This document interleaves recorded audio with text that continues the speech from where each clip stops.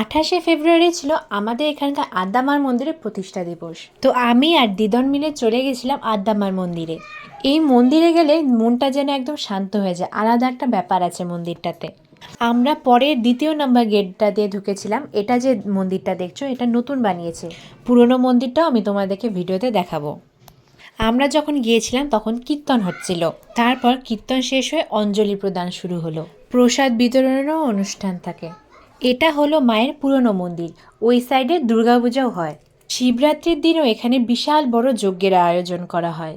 মন্দিরে যারা ভোগ দিয়েছিল সেই ভোগগুলো পুরনো মন্দিরে ওখান থেকে বিতরণ করা হচ্ছে। আদ্যা মায়ের মন্দিরের একটা বিশেষত্ব হলো এখানে যেরকম পুজো হতে থাকে, পাশাপাশি চলতে থাকে মায়ের স্তোত্রপাঠ। অন্যান্য মন্দিরগুলোতে আমরা যেরকম দেখি বক্সে গান বাজানো হয়, কিন্তু এই মন্দিরে সেটা হয় না। এখানে একের পর এক একজনকে সুযোগ দেওয়া হয় গান গাওয়ার জন্য।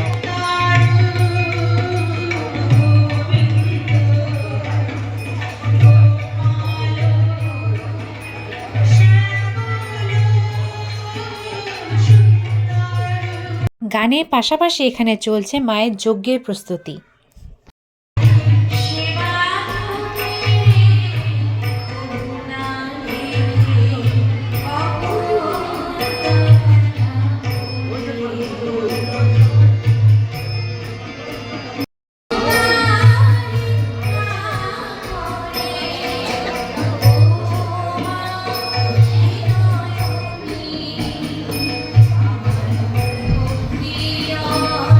সবাই এখন যজ্ঞে বসে গেছে।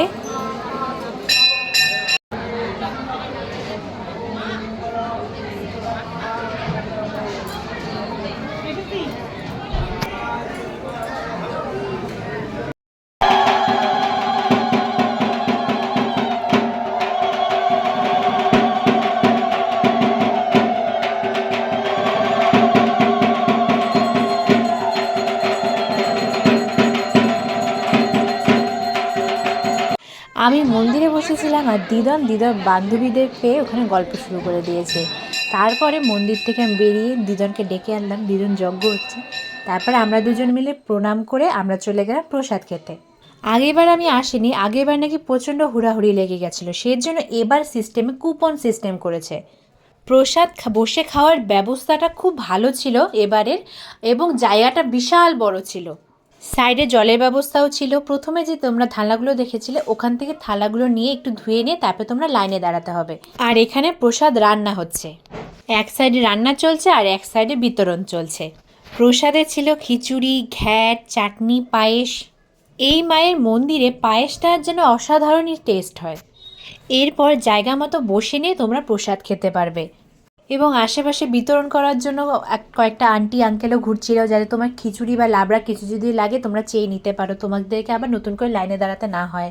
আমরা যে টাইমে গেছি একদম বেস্ট টাইম ছিল, নাহলে এখন দেখো প্রচুর ভিড় হয়ে গেছে। আমাদেরকে বেশিক্ষণ দাঁড়াতেই হয়নি, ফটাফট পেয়ে গেছি। প্রসাদ নেওয়ার পর থালার মধ্যে যদি কিছু অবশিষ্ট থেকে থাকে সেটা ডাস্টবিনে ফেলে আমাদেরকে থালাগুলো রেখে দিতে হচ্ছে। ওখানে ওদের লোক আছে যারা গিয়ে থালাগুলো সব ধুয়ে আবার পরিষ্কার করে দিয়ে যাচ্ছে। প্রসাদ খাওয়ার পর আমরা গিয়েছিলাম আবার মন্দিরে। তখন দেখলাম যজ্ঞ শেষ হয়ে এতগুলো প্রদীপ প্রজ্বলন হয়েছে। যজ্ঞ শেষ হয়ে গেছে, তাই ওখানকার জিনিসগুলো সব পরিষ্কার করা হচ্ছে। আজকের দিনে এই মন্দিরে সারাদিন ব্যাপী নানা রকম অনুষ্ঠান চলতেই থাকে। ইতিমধ্যেই চলে এসেছিল মন্দিরে একটি গান গাওয়ার টিম। তারা তাদের সাউন্ড স্কেল সব চেক করে নিচ্ছিল। তাহলে দিদা কেমন মজা হইলো? খুব ভালো মজা হইলো। তুমি পান খাইতে খাইতে রিপ্লাই দিচ্ছ। হ্যাঁ, ভালো মজা হচ্ছে। প্রসাদ ভালো লাগছে? হ্যাঁ, ভালো লাগছে। আগের তো বেশি। আগের বারে খিচুড়িটা? হ্যাঁ হ্যাঁ। পরেরটা ভালো লাগে নাই? না, পরেরটা বেশি গই লাগিস। বাড়ি গিয়ে কি করবা? বাড়ি যায় দাদু খায় আসে, দাদুর থালা টালা দেবো না, খায় রেখে দিচ্ছে। তো এরপর আমরা বাড়ি চলে যাই হাঁটতে হাঁটতে, আমি আর দিদন গল্প করতে করতে। তো আজকে হলো 28শে ফেব্রুয়ারি।